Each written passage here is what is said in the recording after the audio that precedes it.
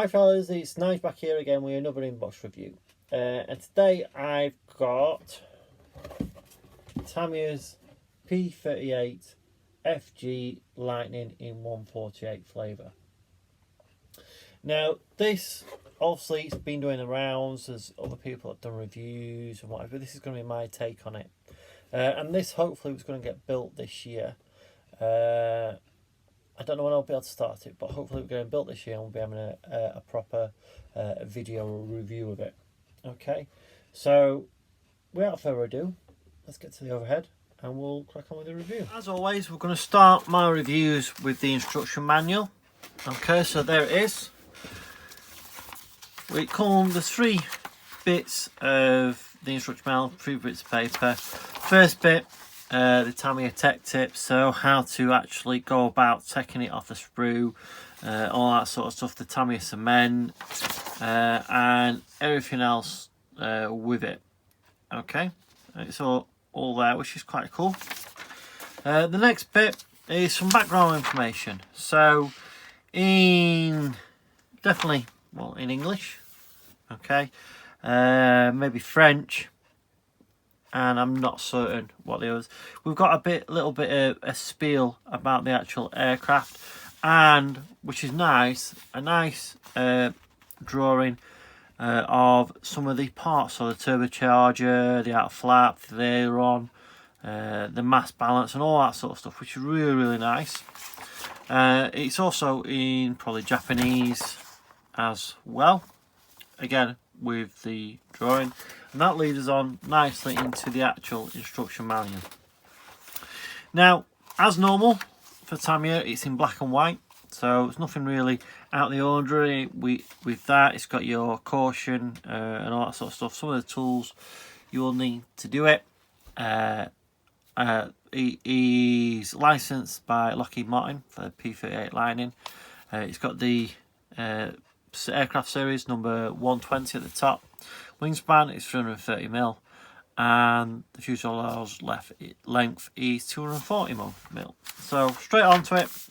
We've got the 2 marking choices, so A and B, and then we move on to, again, simple Tamiya instructions, the instrument panels, going onto into the cockpit walls, how to paint them up, all in Tamiya paints. There we are. There are all the paints on the front. I missed that on this. So all the paints are required there. We've then move on to the second part of the cockpit. So put on the other side wall on, which then the cockpit slots into the upper wing halves. Okay, with the looks like the front wheel bay. We then have some parts where to cut off, so I wonder if they're the sprue attachment points which trying to cut off. Yes, it looks like that, which is quite cool. We then move on to the wing spar. So we've got a central wing spar with the nose landing gear bay in 3 parts going together. Moving on to still doing the nose landing gear bay, and then whether you want to have drop tanks and which drop tanks you want to have. So we've got a big one and a smaller one, so that'll depend on which actual markings you're doing.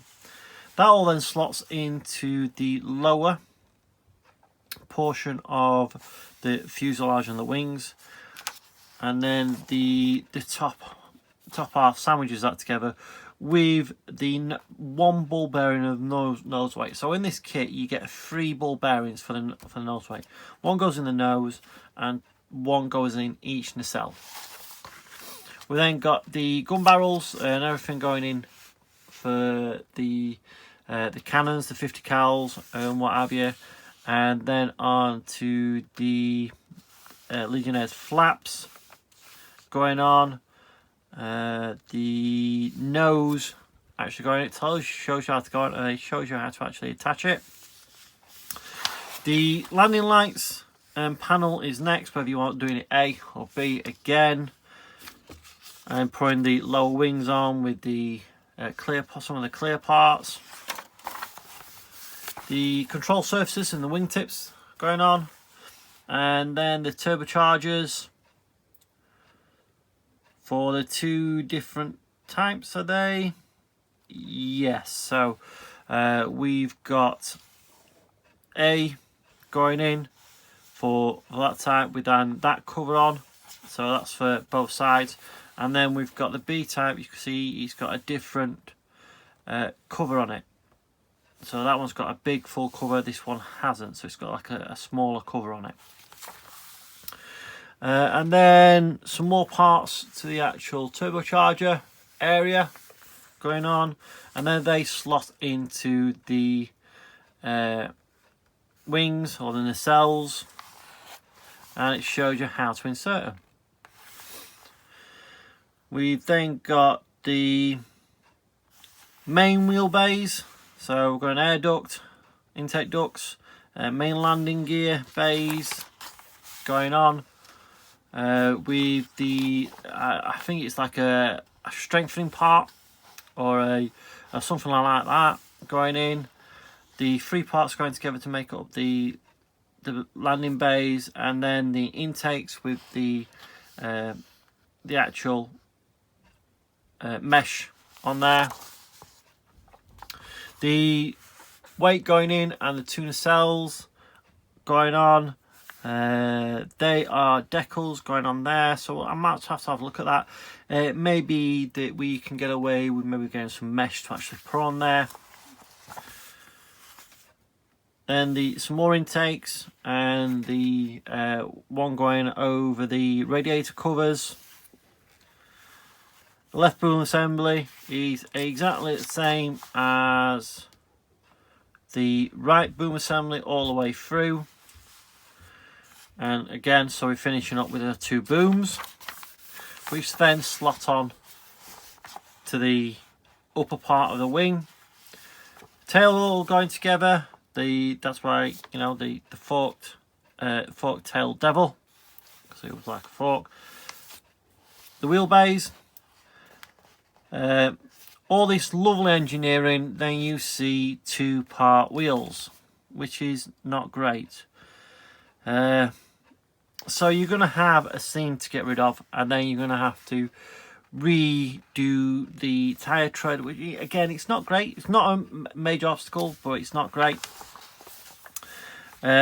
These bits here for the pylons for the fuel tank. Then we've got the landing nose landing gear cover. So again, it's in two parts. Come on. Then we've got the nose door going on. Other little pipes going in for the pylons. So if you're not installing drop tamps, you've got a little cap to go on there. We then move on to the main wheel bay landing flaps, landing gear doors, and attaching them to the aircraft, which again, you can see these bits here. This bit that says C42, that's a nice solid insert into there, look. Just going in, so you'll know it'll go in and it'll be, you know, it'll sit in properly. It tells you, look, which one goes where. C41, C40, C43 and C42. That's a nice attention to detail, Tamia. Then we've got our drop tanks, where you're going to be using A or B, as shown. The ladder that's deployed, if you want it deployed, I don't know whether you can have it upwards. But if you've got the wheels down, I believe it's always down anyway. The balance at the back, and then we're moving on to putting the radio compartment into the actual cockpit. The seat with the Tamiya decal seat belts, the bulletproof plate. Then how it actually installs into the aircraft itself, with the seat going in last. And then you've got your pilot figure. In this kit you also get a mast set, Now this max set, it's not die cut or anything like that, so you have to cut it yourself to be able to put it in there.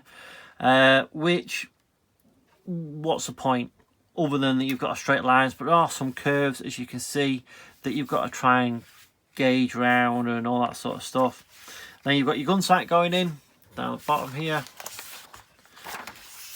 onto the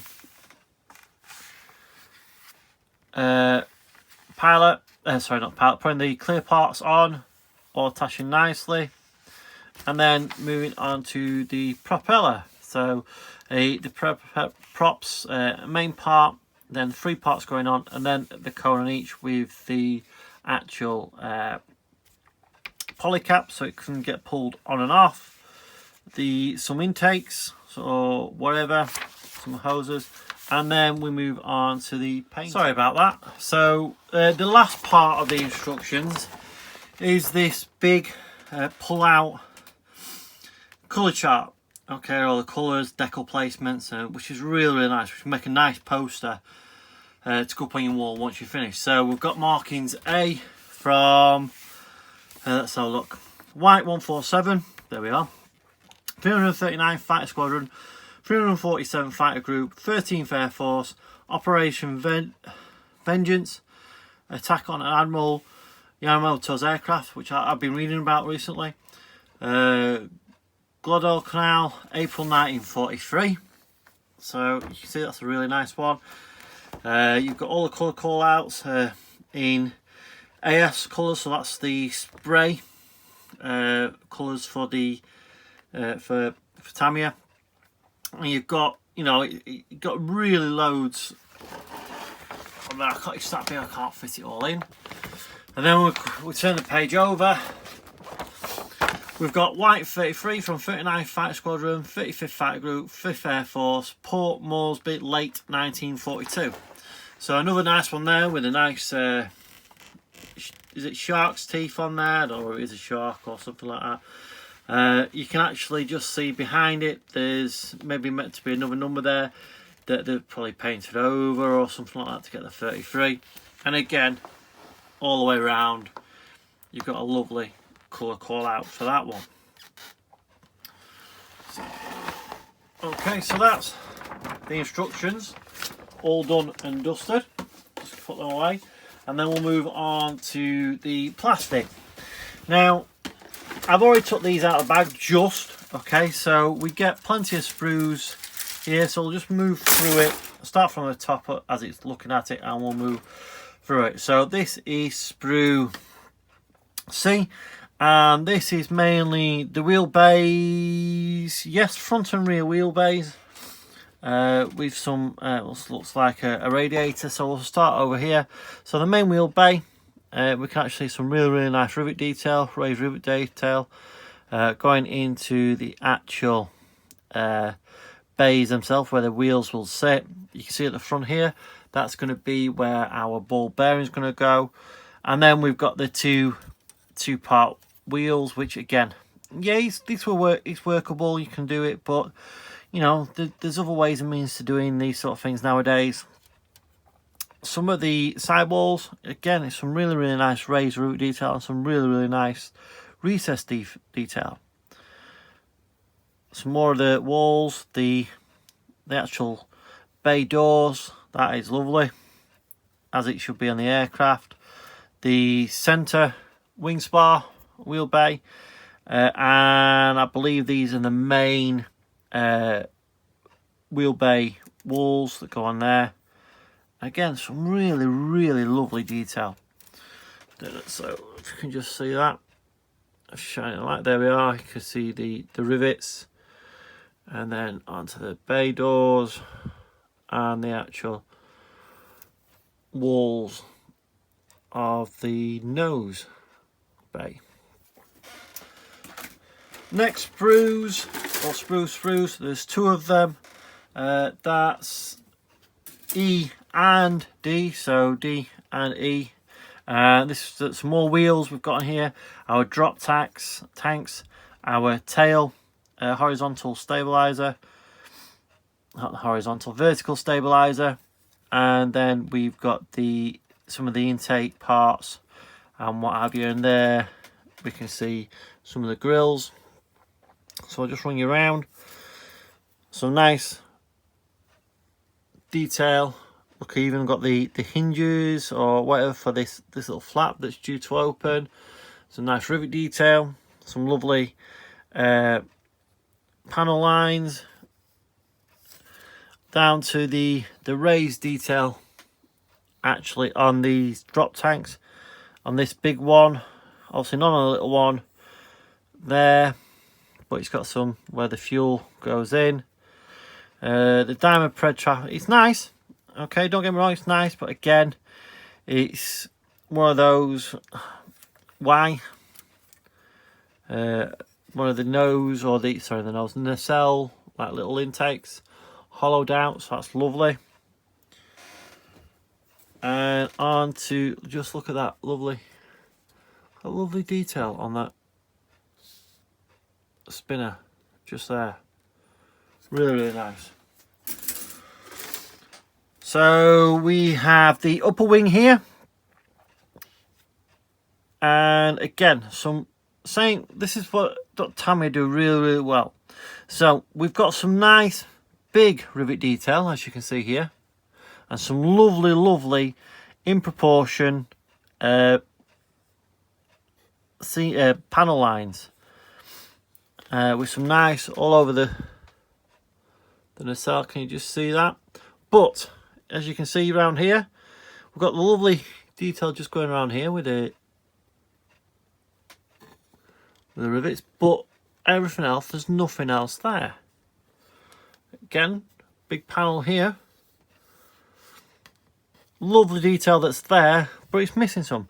But it's Tamia, and this is what Tamia do. They're not Edard. Their engineering is top notch, but just maybe a little bit of more detail, you know, won't go amiss. You can see the fuel caps. We have got the lower on this sprue G, the lower of the center section, inboard of the nacelles. Again, some really nice root detail going all the way around. Another cap of some sort. Moving on to the cockpit, and again, some really nice raised and recessed detail all around these for knobs, switches, instrument panel, the cockpit floor and bulkhead, and then we've got our pilot figure. It looks really, really nice actually. Then we've got the steering column, a steering wheel, and some of the radio bits.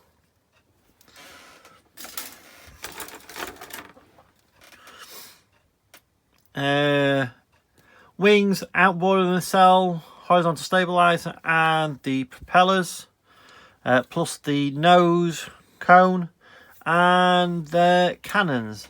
So let's just have a look at the cannons. The cannons, the 50 cal, no, none of those have been drilled out. Now again, it's not a major issue, you can do that by all means. Some lovely detail again on some of these panels, rivets on the panel lines, control surfaces, lovely big horizontal stabilizer, all one piece, no warpage to it. The seat has got a few bits of detail in there as well. Don't know if you can make that out. Onto the last grey sprue, we've got the two nacelles with all the associated parts and the nose cone. So look at the nacelles. So again, some really nice detail. Yeah, it looks absolutely lovely. Okay, so you can see at the back here, hopefully you can see the lovely rivet detail, lovely subtle detail. I think that's the top part of the wing that slots in, and then we've got the door, the nose door, the undercarriage legs, some more panels, the nose, wingtips, and then the turbocharger, which again has got some lovely detail on there. So that's the grey parts. Moving on to the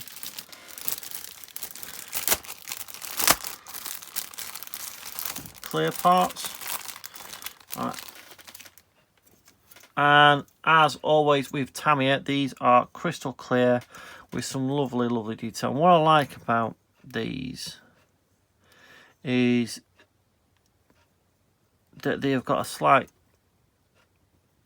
where you don't want paint, so this part here where you don't want paint, it's nice and smooth, but where this bit is, see how it's slightly frosted, so that means the paint will stick a little bit easier. And you've got an open, a closed, a partly open, or whatever bit you want to be able to do with this particular model. And then another part is the Tamia masking sticker. So again, I'm not going to take it out. These are all needed to be cut out. So you've got to cut out every single one of these before you then peel them off. Finally, we have Tamiya's decals. So we've got some shiny ones for mirrors, and then the normal Tamiya decals. And yeah, they are quite thick. I can actually feel them. So I don't know how that one would react and go down onto our aircraft. It's a case of, well, we'll have to wait and see how it goes. I mean, all in register, all the colours. These ones, like I said, are for the radiator covers, and again, I will see if there's something I can do with that without actually doing the decals. I might not be able to, but there's no harm in looking.